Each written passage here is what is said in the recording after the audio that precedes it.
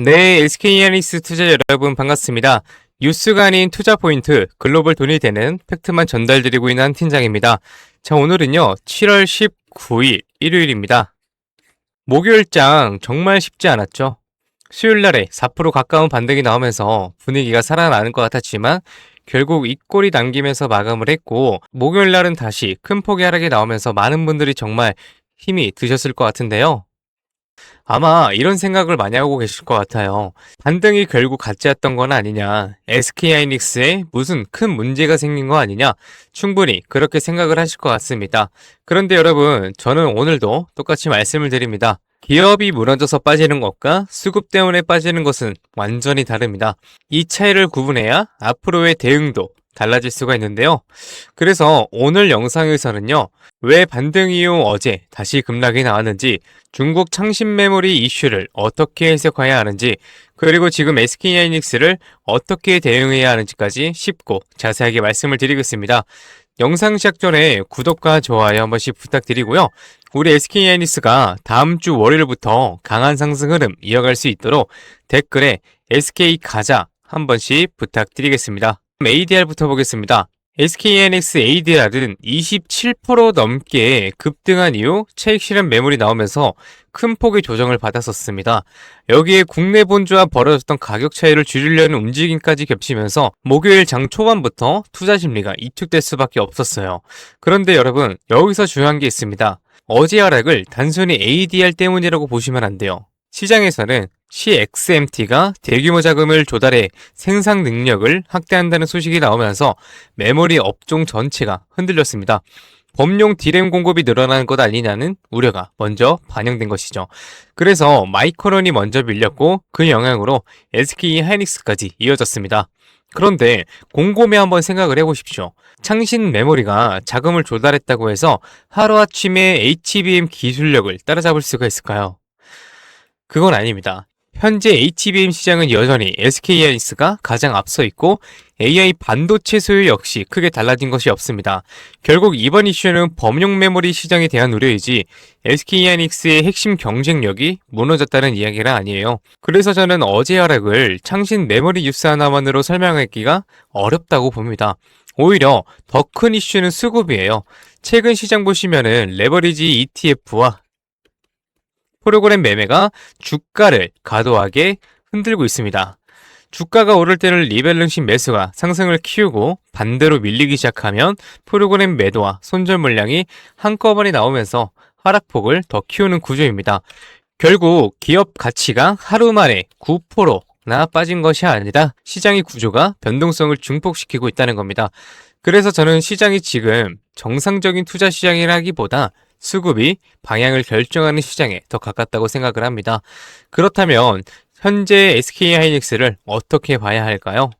저는 지금이 무너지는 구간이 아니라 바닥을 만들어가고 있는 과정이라고 보고 있습니다. 물론 아직 추세가 완전히 돌아섰다고 단정할 수는 없습니다. 하지만 여기서 중요한 게 있어요. 오늘 하루 9% 가까이 빠졌다고 해서 SK하이닉스가 HBM 기술력이 하루 만에 사라진 것은 아니죠. AA 투자가 갑자기 멈춘 것도 아니고 NDVR을 비롯한 주요 고객사들이 HBM을 쓰지 않겠다고 한 것도 아닙니다. 결국 기업의 문제는 그대로인데 시장의 심리와 파생상품 수급이 주가를 과도하게 흔들고 있는 것입니다. 그 말의 의미가 뭐냐면요. 지금 하락을 만들었던 프로그램 매도와 레버리지 물량이 진정되는 순간 주가 역시 생각보다 빠르게 제자리를 찾아갈 가능성이 있다는 겁니다. 저는 SK하이닉스의 방향은 결국 다시 위라고 생각을 하고 있어요. 창신 메모리가 자금을 조달했다고 해서 단기간에 HBM 경쟁력을 따라잡기는 어렵습니다. 오히려 AI 투자와 HBM 수요는 여전히 살아있고요. 결국 시장은 다시 실적과 펀더멘털을 평가할 수밖에 없습니다. 그래서 지금부터는 주주님들은 대응이 달라지셔야 합니다. 지금은 공포에 매도할 때가 아니라 매수 준비를 해야 하는 구간이라고 생각을 하고요. 물론 목요일 많이 빠졌다고 무조건 한 번에 들어가라는 이야기는 아닙니다. 거의 바닥을 만드는 과정과 완전히 바닥이 확인된 구간은 분명히 다릅니다. 그래서 월요일에는 꼭 확인하셔야 할 것들이 있습니다. 외국인 현물 매도가 둔화되는지, 프로그램 매도가 줄어드는지, 그리고 장중 저점을 다시 확인하더라도 추가로 밀리지 않고 매수세가 들어오는지, 바로 그 순간이 우리가 기다리는 중요한 타점이 될 가능성이 높습니다. 주가가 급등한 뒤 따라가는 것보다 수급이 돌아서는 신호를 먼저 확인하고 움직이는 것이 훨씬 유리합니다. 자, 정리해드리겠습니다. 오늘 SK하이닉스의 하락은요, 기업 가치가 무너져서 나온 하락이 아닙니다. 상신 메모리 이슈와 ADR 조정, 그리고 레버리지와 프로그램 매매가 겹치면서 변동성이 커진 영향이 더 크다고 판단됩니다. 반면 AI 투자와 HBM 성장성, 그리고 SK하이닉스의 핵심 경쟁력은 여전히 살아있습니다. 결국 같은 SK하이닉스를 가지고 있어도요, 어떻게 대응하느냐에 따라 수익률은 완전히 달라질 수 있습니다. 그래서 제가 차트의 흐름, 외국인의 현물과 선물 포지션, 프로그램 매매, 미국 반도체 흐름까지 계속 확인하면서 신규 매수 타점, 추가 매수 타점, 비중 조절 구간까지 실시간으로 계속 공유 드리겠습니다. 이 변동성에 흔들리지 마시고요. 오히려 다음 주 월요일 날 기회로 활용하실 수 있도록 제가 최대한 도움 드리겠습니다. 우리 SK하이닉스 흐름 끝까지 함께 지켜보아요. 네, 좋습니다. 그럼 이렇게 말씀하시는 분들도 있어요. 올라갈 때까지 안 팔고 그냥 들고 있으면 안 돼. 될까요? 안 됩니다. 왜냐면요, 우리는 개인이잖아요. 솔직히 자금이 어떻습니까? 굉장히 한정적이에요. 그래서 우리가 막 몇백억, 몇천억 이런 자산가들은 아니잖아요. 그래서 우리가 이 돈 많은 이 세력들, 그리고 이 외인들 상대하기 위해서는요, 반드시 이들의 의도를 파악을 해야지만 돈을 벌 수가 있다.